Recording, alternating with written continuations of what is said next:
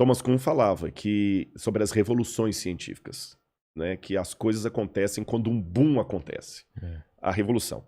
Eu acredito, eu não quero ser ingênuo em relação ao estado que estamos vivendo do Covid. Mas o Covid revolucionou o mundo. Revolucionou o mundo. Você tá entendendo? A gente foi obrigado a se adaptar. Adaptaram um monte de coisa. E sempre após uma crise, alguma coisa acontece.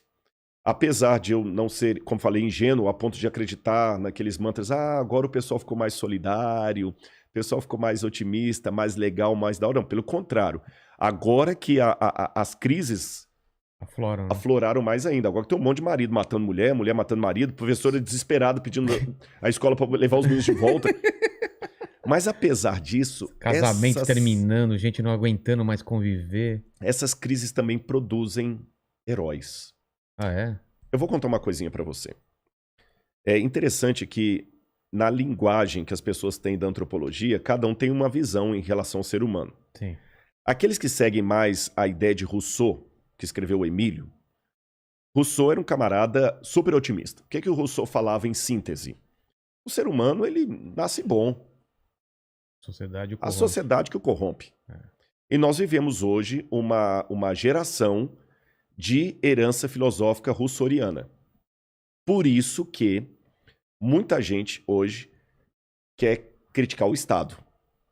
O problema do Estado. A culpa sempre é do Estado. A culpa é do Estado. Você tá entendendo? O sujeito tá lá, matou a mãe e o pai, bateu no liquidificador e misturou com batata e abacate, bebeu aquilo como vitamina.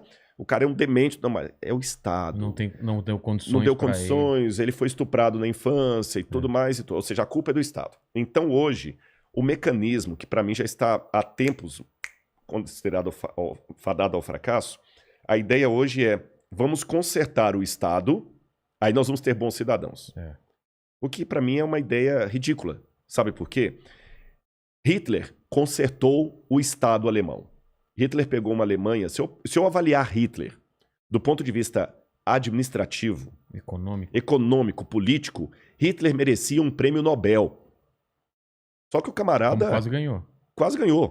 Só que o camarada era um demônio. Porra! Pô, 6 milhões de judeus nas costas dele. Não tem uma figura mais próxima do demônio do que Hitler. Mas só que ele não deu um tiro. A gente fala muito do Hitler, mas esquece que Hitler não deu um tiro. É verdade. Ele não assassinou diretamente ninguém. É o poder da palavra, das ideias. Das ideias, numa Alemanha... Que é o berço da cultura, pelo menos. Não eram burros, eram pessoas cultas. Pelo contrário, até hoje. Um dos meus doutorados é em teologia. Então... E a gente, para fazer doutorado em teologia, você tem que estudar pelo menos um pouco de alemão, porque tem palavras em alemão que não se traduzem na filosofia e na teologia. Que é impossível, né? Não, a Alemanha... quer dizer uma coisa e aquilo... E é só aquilo em alemão. Você entendeu? Zeitgeist. Zeitgeist, o espírito do tempo. E né? mesmo assim não é o significado mesmo. Não é. Schadenfreude, que é uma alegria na desgraça. Então tem muita coisa. Eu não falo alemão, mas eu tive que aprender um pouco de alemão para poder entender o pensamento alemão. Senão não dá nem para dialogar com os filósofos alemães. E a Alemanha nos deu Heidegger, Goethe, Wagner, Nietzsche. Olha, isso eu não fui nem para a área das... Falei de Wagner, mas nem fiquei muito na área das artes, só da filosofia. Hegel. Então, quer dizer, a Alemanha, apesar de toda essa influência intelectual, de peso... Foi levada por um cara... Foi levada por um cara que nem alemão era, medíocre. Você entendeu? Medíocre, como pintor. Exatamente. Fracassado. Frustrado, né? Baixinho. Ruim de cama, porque até com as mulheres ele tinha problema. Ele contraiu sífilis na juventude, nunca conseguiu se recuperar com aquilo. O Hitler era tudo que você pensa de um cara tapado. E ele conseguiu convencer um país arranjado, intelectual.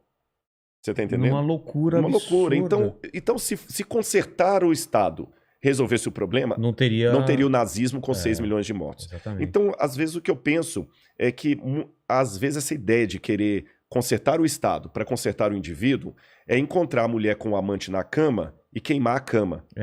Não vai resolver o problema. Você continua chifrudo do mesmo jeito. Exatamente. Você tá entendendo? Essa cama é o problema. Essa cama é o problema. Eu vou queimar a cama. Aí daqui a Vou pouco vender essa cama. Aí ela tá no sofá com o cara. Você tá entendendo? Então não é por aí a coisa. É você colocar o foco em outro lugar e não ver realmente o problema. E por isso que estudando essas coisas, os autores, as propostas, eu particularmente vi mais sentido na proposta bíblica do apóstolo Paulo, que era um cara genial, culto, onde Paulo fala, peraí. O problema não está na sociedade. O problema está no indivíduo. O indivíduo tem que ser redimido. Se você não levar redenção para o indivíduo, você pode dar comida para ele, cultura, educação, tudo, ele vai virar um monstro. E Paulo tinha razões para falar isso, porque ele estava sentenciado à morte por um cara chamado Nero, que teve tudo na vida que Paulo não teve e muita gente não teve. Agripina, que era a mãe de Nero, que sempre papagueava o menino, enchia de doces e balas e tudo mais que você pode imaginar. Estou falando, lógico, de uma figura de linguagem, não tinha doces e balas na época, né? Mas assim, criou um menino, um delinquente, criado ali criou leite com pera, né? Leite com pera. Você tá entendendo? A mulher, desculpa a expressão, seu dando para todo mundo ali para poder fazer com que o filho dele crescesse. Delinquente, você vê o que Tácito contra da vida de César, como ele foi na adolescência, um menino vulgar, criado com tudo ali e virou aquele monstro. Quer dizer, se o problema fosse a falta de oportunidades, Roma não produziria um Calígula, um César, ou um fraco de um Cláudio. Então, eu prefiro entre Paulo, o apóstolo, e Rousseau, o filósofo, para mim faz mais sentido Paulo. Sabe por quê? Agora eu vou na questão empírica.